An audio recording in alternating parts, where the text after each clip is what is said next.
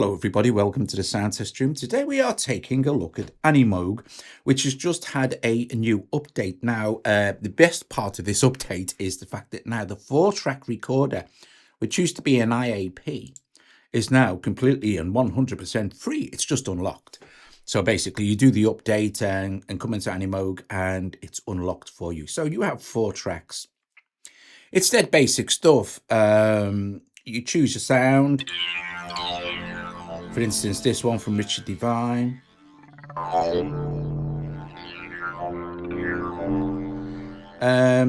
You arm a track. So it's, like I said, it's really basic stuff. You can scroll around the timeline by going across this top ruler bar here.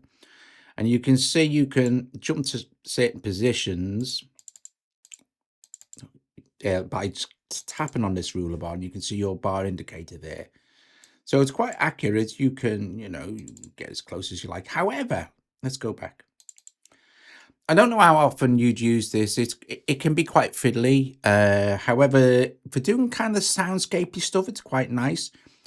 You can loop once you've recorded. You can't set a loop point. You can set counting options up to 16, but so you're up to 4 bars. But we only need a 1 bar counting. So, and then you have further options with new project, low project, save project, mix to SoundCloud, mix to audio copy, mix to audio show, record synth, or follow song. If you have follow song, it'll just, it'll continually track along as you're recording. So let's switch follow song on, and their case will track along. So let's try this. To get started, oh yeah, if you want to adjust the volume like it's the mixer pan, you just tap on this here.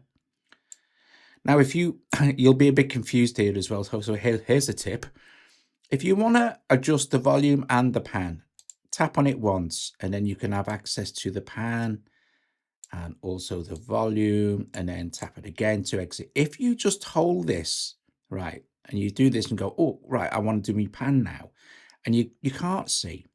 And if you let go, it'll disappear. So tap once to get control of both. If you want to just hold and pull that like that. Okay.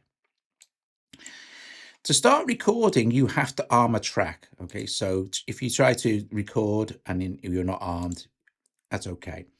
So you tap this little record here. You can control your volume and stuff.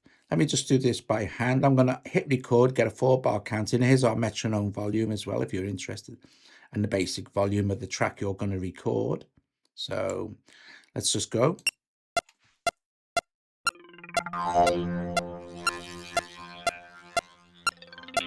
Right, now you might notice that I've turned off. So I'm going to turn that back on for 4.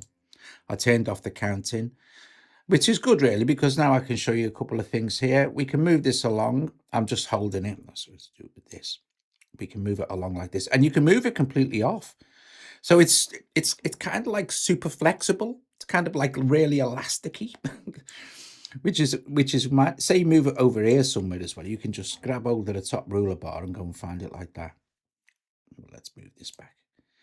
Double tap on it and we can just cut it. We don't need it. So, we can split it as well. We can loop it. Loop it will come in handy. You can change the colors as well by using this little slider here.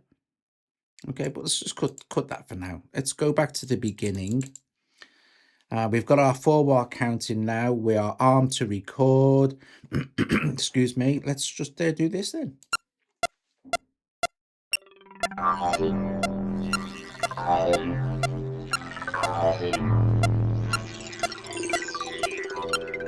Okay. Wait till the effects tail's gone away. Obviously, because you're recording audio, not MIDI. Okay, so here's the thing to remember. This is the most important tip, okay? If you do this, you'll be absolutely fine if you're recording soundscapes and stuff, or whatever you want to record. Go into scale. Once you've found the sound you like, go into scale and make sure scale lock is turned on. And that means that whatever other sound you change, now let's go into our menu browser. Let's go with, say, plucked. Let's go with, watch the scale will stay the same. Let's go with finger harp. But keep an eye on the tempo as well. So we'll go with finger harp.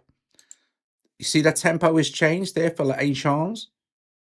So what we need to do is make sure our tempo is set at 120, because although you're not like playing arpeggiated sounds and stuff like that, the delays are all locked into your tempo as well. So that's important. So you choose the sound you want. That's fine. Make sure your scale is locked. That's important, because otherwise you'll be recording more stuff and it won't be in key. It'll sound off. You don't want that, do you? Okay, so it won't let you arm more than one track at a time. So you're fine there. So we could arm track 2. If you wanted to loop this one, you can you hit loop. Now this is very clever, right? You hit loop and you set the point where you want to loop. And again, this is all very, very fluid. It's kind of, you have to be accurate or not, depending. So say, for instance, we just wanted to go just to this. So this is just going to loop this. But this is not going to affect any of these other tracks. Okay. Oh, you can load a clip, paste a clip, clear a track, by the way, and stuff like that. This is not going to affect, this is just going to continually loop while this one freely records. So example of that is this.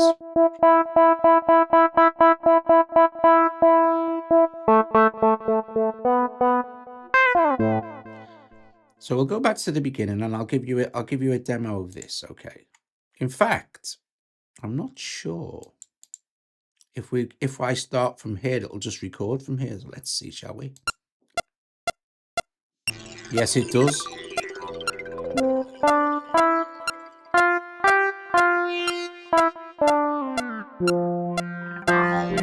See, this is looping again now, but we're still recording.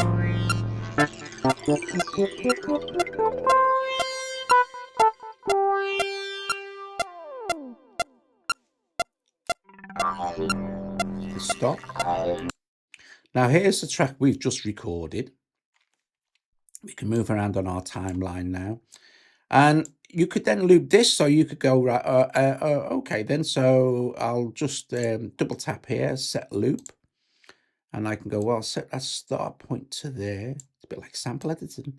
Oh, hang on a minute. No, you don't want to do that. I want to go to the end, and maybe just set our loop point there. And now if we wanted to, I'll just, right, we need to stretch out a little bit. So hang on a sec.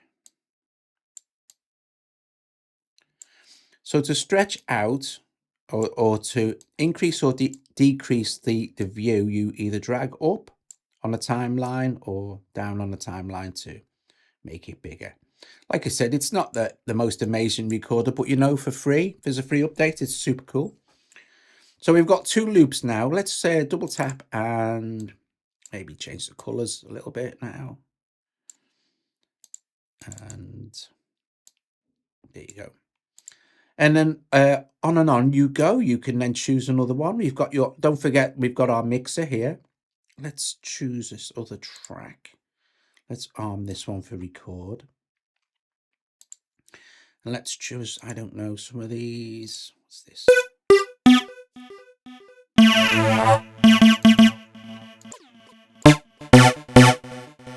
Let's try Vintage Vibe. That's nice. So we'll just lower the volume here a little bit, like.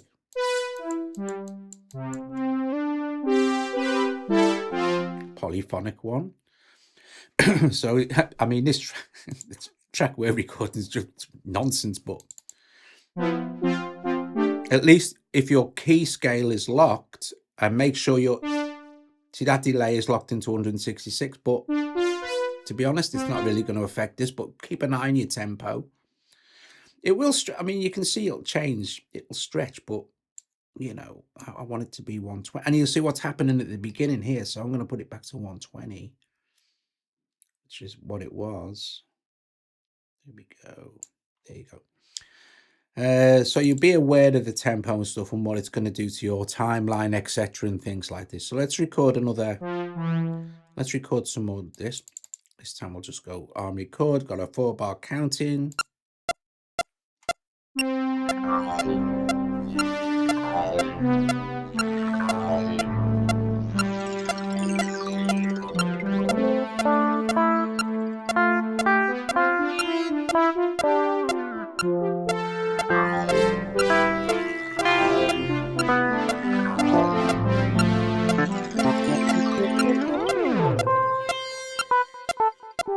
Stop, and there you go. And this one isn't looped, so if we just let that play, the timeline would just carry on, but these would continue to loop. Guys, that's it really. Just make sure, like I said, key points are, make sure you have your scale lock on. Keep an eye on the tempo, because some of the patches have been will have been programmed at different tempos, which will affect your effects trails and stuff like that. Other than that, you're really good to go. You can, you know, I mean, I never ever used this, but you can export like options. You can like save the mix. You can mix it to audio share, etc. We had follow song on, so it would, our cursor would just, you know, our timeline would move along. It would follow our things. To increase or decrease, you pull up and down on top of the timeline. To move it along, you just swing it backwards and forwards like this. Good job. To jump to a particular point, you can then go, hopefully this will move along now. There you go.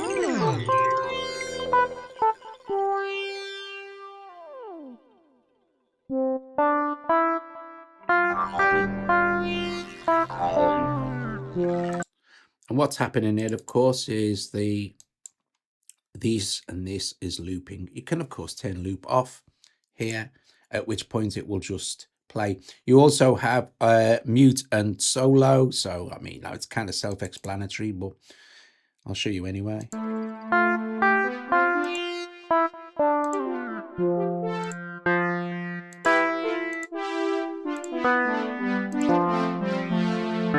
Cool stuff. Guys, thanks very, very much for watching. There is new update for Animoog, which is completely free. And it just unlocks the 4-track, which used to be an IAP, I think. So, yeah, brilliant. Top job, cool beans. I will see you guys later. Ta-ra.